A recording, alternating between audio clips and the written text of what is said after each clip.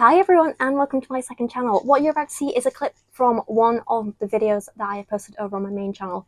But I've listened to your guys' feedback and I know that not all of you have time for the big several hour long deep dives, even though a lot of you love them as well. So I'm hoping by breaking down some of those big heavier videos into shorter, more digestible clips like this, more of you can enjoy them and get a little bit of, I don't know, education, fun, interesting passing time stuff out of the clips over on this main channel. And if you find something that catches your interest, there'll be plenty more clips for you to watch, or you can go over to my main channel and watch the video in full. Either way, I hope you enjoy and thank you for watching. And that's not to mention the numerous other replies to this post saying that people in the past didn't really value family and children. The real reason our ancestors had so many kids was because no birth control, just because more religion said so. Of course, you had a farm, so you just needed help, and that's not to mention child mortality rates. This is just cope, in my opinion, of feminists trying to make it seem like, no, families actually aren't this amazing, beautiful, meaningful thing. It's just that they wanted the child labor. It's like, no. If that were the case, families who didn't have farms would have smaller families. It's like, look, if you want to die alone with your cats and your expensive MacBook, just say so, but stop trying to bring down the tradition of families when obviously the only reason you're not pursuing one yourself is for selfish means. Lauren, you just got told the reason, like you literally just read it out.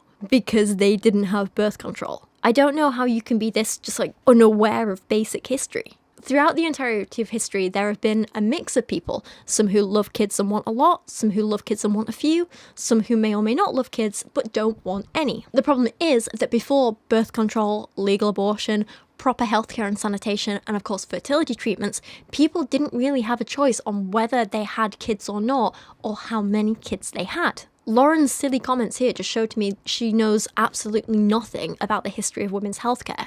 It is a very complex topic, but a very fascinating one. Horrifying at times, but fascinating. And we are talking about issues here that were affecting people not all that long ago. They affected my mother, they affected my grandparents. Yeah. I mean, just look back at my family history. My dad was one of 6 kids. I think my grandma was one of 11, and so on. I come from a big, big family with lots and lots of kids, you know? And interestingly, as we've moved on in time, the families and amount of children have got smaller and smaller because us women finally have a choice over how many we want or don't want. I come from a big family because in the past, women didn't have access to birth control, so they had no choice over whether they got pregnant or not. There are also, sadly, a hell of a lot of stillbirths in my family's history, and also, sadly, a hell of a lot of women who died in childbirth. Because when you live in poverty and you don't live in sanitary conditions or have regular food or, even decent food, it is very easy for childbirth to kill you and or your babies. It is very easy for newborn babies to pick up infections and illnesses and die from them. Richer families were more likely to have children who survived, but poorer families were more likely to have more children in general and kind of on purpose because they wanted to keep having children to send out to work because they needed bigger families for more income. Overall, with poorer families having more children dying, but rich ones having more surviving, but having, to some extent, I guess you could say, a choice over how many they had, it meant lots of people had big families. Everyone did, essentially.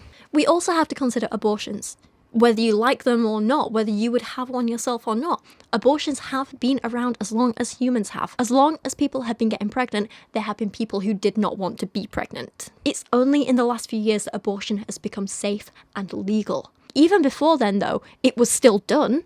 It was just done in secret, where there was major risk of infection and illnesses and death, or in some cases, it just not working, and you ending up with a baby with deformities or illnesses or disabilities or all kinds of awful stuff. Awful for the baby, I mean, not disabilities. You know what I'm trying to say, you know what I mean. No one wants a baby to be ill at all. Many, many women died from abortions, but that doesn't make abortion inherently wrong. It simply highlights the need for them to be carried out as early as possible in safe, clean, and legal conditions. I think a lot of people, like Lauren, who have never lived in or seen those conditions struggle to understand why people would want an illegal, dangerous abortion. But you have to understand how desperate these women were. It was a last resort for them. And honestly, the risk of death was worth it to them because living without that pregnancy was too much. It was too hard. it was worth the risk. Do you know how desperate people have to be to go through with that? If, like Lauren, you cannot be bothered to pick up a history book and you would like something kind of easier to digest, I'd really recommend watching the drama called Midwife, which, while fictional, is absolutely based on Britain's medical history, specifically women's health. It follows a bunch of midwives in like proper working class poplar from just after the war into the early 60s, and all the changes that happened in medicine, specifically in regards to women's health during that time. And in quite a few episodes, you see women injured and dying after illegal abortions, which they felt they had to have despite the risks, because they simply couldn't cope with bringing another child into the world. There were these women who were living in like grotty, one-bedroom, dirty houses, but they already had 10 kids to look after and couldn't feed another. So they had to risk trying to get an illegal abortion. They were that desperate. And I think it's only when you kind of see real people being affected by this and you start to kind of understand what they're going through that you're like, oh crap, that's why this is needed. At least anyone with a heart, I think, feels that way. Now, of course, while the introduction of birth control made life easier for a lot of women, the path to get there wasn't actually the best. It was incredibly problematic. In the UK, early methods of birth control were tested on working class women, so they were guinea pigs, while over in America, they outsourced their testing to poor women of colour in many Southern American countries. Sadly, in order to get the freedoms we have from birth control today, a lot of women were exploited in the process, and that is not okay. That is something we have to remember and learn from, and never ever let it happen again. However, this doesn't make birth control bad. We still need to understand that birth control as we have it today is an absolute gift of freedom for so many people. And not just because it gives them the right to choose whether they have kids or not, but because of the other many, many health benefits they offer. I'm currently having issues myself. You all know I've had bad period issues for a while, and the doctors are now finally taking it seriously after everything that's gone on recently with the ended up in hospital with the ovarian cyst and all the nightmares I've had. And I think it was while I was there and they were talking to me about everything in general, they finally realised how bad my pain is on my periods and everything like that. And they're like, oh crap, okay, we need to refer you for a coil. So I had an appointment 2-3 days ago to try and go and get the Marina coil fitted, and it turns out, probably too much information, feel free to skip over this, I have a very, very small womb, too small, and a very small cervix, so it means the doctor couldn't fit the coil. So now I'm being referred to a gynecologist where they're going to try again with a slightly different method of fitting it and see if that works, and if it doesn't, then they're gonna try and fit the, what's the other coil? This one they're trying is the Marina coil, which is good for 6 years. It used to be 5, it's 6 now. Good for 6 years and should ideally stop my periods entirely, if not just make them a lot lighter and hopefully stop all the pain. But if I get the other coil, then it only lasts for 3 years, which is annoying, but what can you do?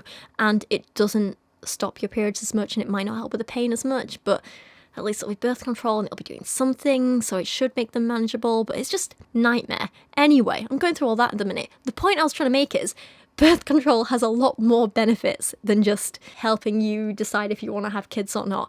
Because if I can get this coil and it helps with my periods, that is literally going to change my life. I don't think I can put into words how debilitating my periods are and how much not having a painful period would make my life better in every way. Seriously. Right, okay, I think that's all my points about birth control. And then there's that stupid line at the end about feminists just making it seem like families are wonderful. You know what, for some people, families aren't wonderful. They're not. I mean, I don't think that's what feminists are doing here, but let's be honest, for some people, they're not. That's just a fact. We can't deny it. Okay, here's an analogy for you about why choice is important. You know that scene in Matilda where Bruce Bogtrotter steals a piece of Trunchbull's chocolate cake because he just loves chocolate cake and he can't resist? And as a punishment, Trunchbull makes him sit on stage in front of the entire school and they all have to stay after school in detention and watch him eat this giant, massive chocolate cake in one go. He's there, he's trying, he nearly pukes, and yeah, in the end he's triumphant and people cheer him on and everything like that. But that doesn't mean that what Trunchbull did to him was okay, does it? But it also doesn't mean that chocolate cake is inherently awful. We can acknowledge that what Trunchbull did was bad, while still acknowledging that chocolate cake can be good in the right circumstances when you have a choice. What we can say about both chocolate cake in this analogy and children and having a family in general is that you can have something that is great and wonderful and perfect, and some people still aren't going to like it and want it, and that is okay. Some people might like it a bit and just want it a little bit, and that's okay too. And some people might love it and do desperate things to get it. But the important thing is, people are only going to be happy with the outcome and get the most enjoyment out of it and find the most fulfillment in it when they choose for themselves exactly how much they have and when. Even when someone really loves chocolate cake so much, even when someone does eventually want a slice of chocolate cake, it's never okay to force multiple slices of chocolate cake on them. And it's definitely not okay to make an entire community suffer and have less resources, whether that be money, access to healthcare, education, government support, or free time in terms of detention, just because you're busy forcing chocolate cake on someone else. You know what I mean? And if you need me to spell it out for you, the same goes for children. A person choosing to have one or more children for themselves is a beautiful thing when it's their choice. A person having a pregnancy and children forced upon them at the expense of themselves, their health, and others is not a beautiful thing. How is that hard to understand? Context and choice matter. And finally, I don't know how many times I have to say this, no, not every child-free person is selfish, rich, or has cats. I know she's just being insulting because she thinks she's being edgy and witty, but it's not edgy, it's not witty, it's just a bit pathetic. It just shows how ill-informed, inarticulate, and ignorant Lauren is. That's all.